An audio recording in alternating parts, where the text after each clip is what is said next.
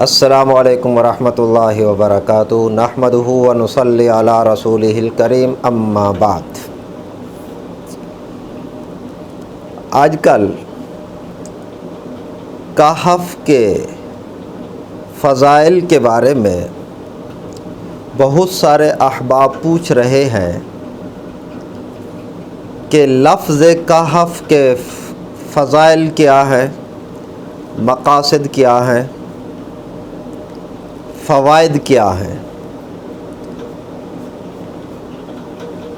اس کو سمجھنے سے پہلے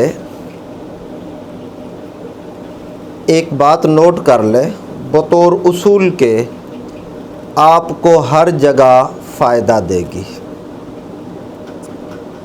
اصل میں ہوا یوں کہ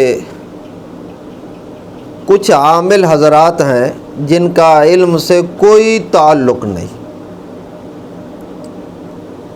علم کی ہوا بھی نہیں لگی ہوئی، تو انہوں نے کہف کے فضائل اور فوائد میں زمین و آسمان کے قلابے ملا دیے کہ بھائی مثلا کیا انہوں نے فوائد بتایا ہے۔ آدمی سن کر ہی حیران رہ جاتا ہے کہ جس میں تھوڑی سی بھی عقل ہو وہ فوراً اسے تسلیم کرنے سے انکار کر دے گا کہ بھئی دین ہمارا جو ہے دین اسلام، یہ دین فطرت ہے، اس میں ہر حکم عقل کے مطابق ہے، اگرچہ ہمیں سمجھ میں آیا نہ ہے۔ تو ایک چھوٹا سا لفظ لے کر اور اس کی پتہ نہیں اس طرح زمین اور آسمان کے قلابے ملا دینا،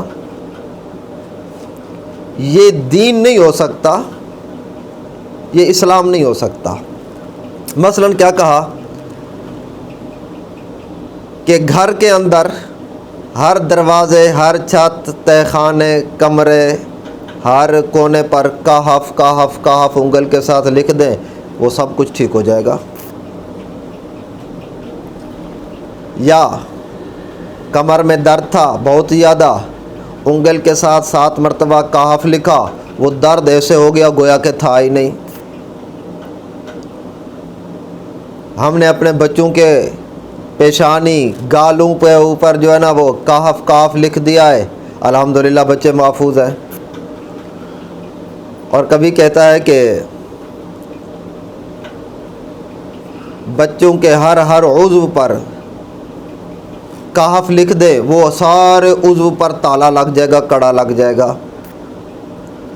کہتا ہے کہ سر میں درد ہو، پٹھوں میں درد ہو، جسم میں درد ہو، اعضاء میں درد ہو، کانوں میں درد ہو، ناک میں درد ہو، گھٹنوں میں درد ہو، وہاں کہف لکھ دیں، وہ سارے ٹھیک ہو جائیں گے۔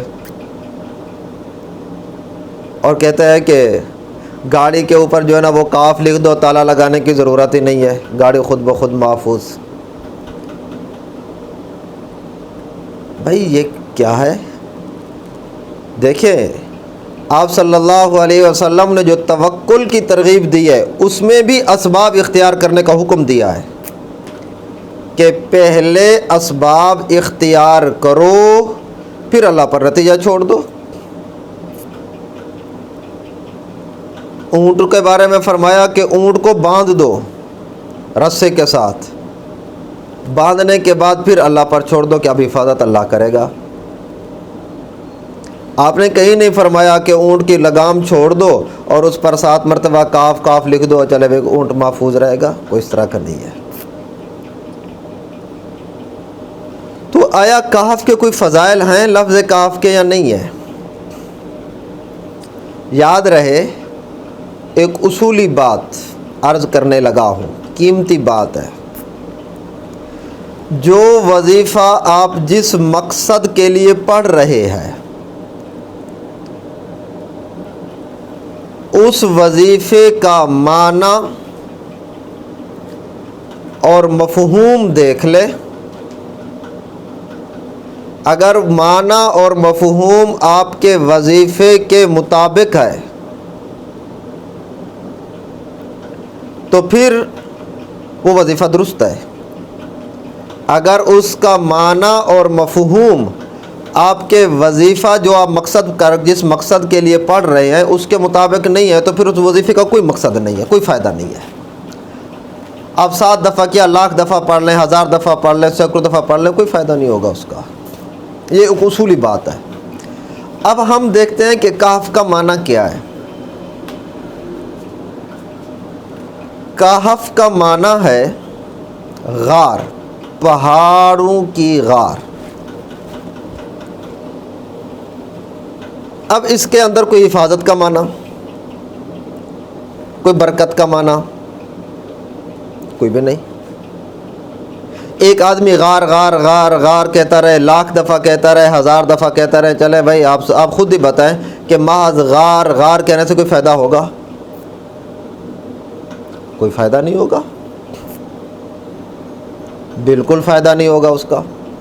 تو ایسے ہی کاف کا معنی یہی غار ہی ہے، تو آپ کوئی کاف لکھ دیں یا کہیں غار لکھ دیں، اس کا کوئی فائدہ نہیں ہوگا، کیونکہ اس کا جو معنی اور مفہوم ہے وہ مقصد کے مطابق ہی نہیں ہے، تو کیسے فائدہ ظاہر ہوگا؟